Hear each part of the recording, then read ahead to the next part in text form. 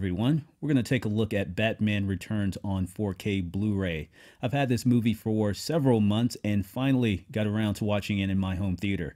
In this video, I'll show you the case and what it contains, along with a quick walk through the specs, and give you my thoughts of how it presented in my home theater and my thoughts about the movie itself. Batman Returns was released in 1992 by Warner Brothers. It's rated PG-13 with a runtime of 126 minutes.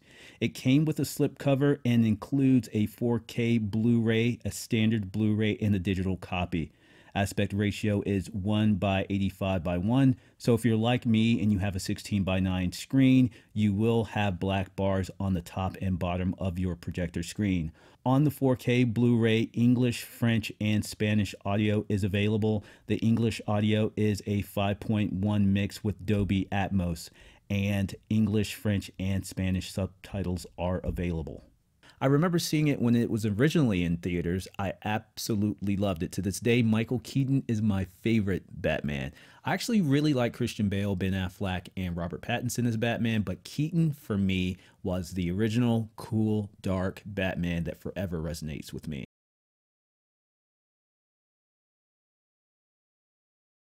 I like this movie a lot. I actually think it's better story-wise and entertainment-wise than the 1989 Batman.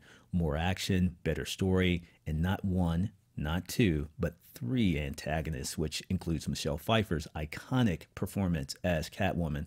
The Penguin was a little over the top at times, but I still liked him, and the Max Schreck character worked for me too. Good performances from this cast.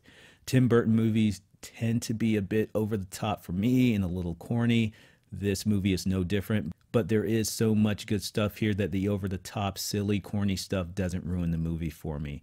As an adult watching the 1989 Batman, it was a little too much for me and I didn't enjoy it as much as I remember, but Batman Returns for me was a better watch. Very entertaining, fun. Everything revolved around the Penguin story, which was good. Michael Keaton's Batman just looks cool. Michelle Pfeiffer's Catwoman just looks cool. I like the chemistry between Batman and Catwoman. The movie itself gets a 4 out of 5 for me.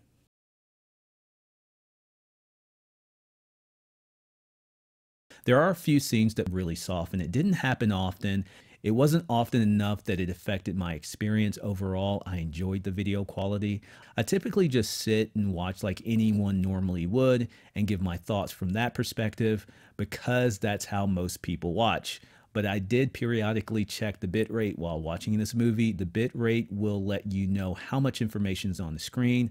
Higher bitrate equals more information, equals more detail, or you're getting all the available information for what that's worth. On average, when I checked, it was in the high 70s. I did notice that it did reach the 90s several times when I checked. Those soft scenes that I mentioned dipped pretty low down to the 30s, but again, these were pretty few.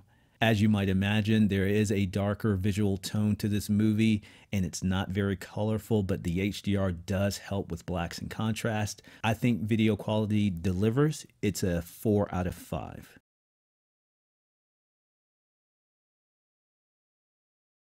Audio was very good. The sides and back are primarily atmosphere, not very dynamic or separated, but the mix did make me feel immersed. And the city scenes, for instance, I could hear the sounds you might hear in a city in the sides and rears. I actually walked around the room to each speaker. I didn't notice a lot from the overhead speakers, nothing that stood out or worth noting.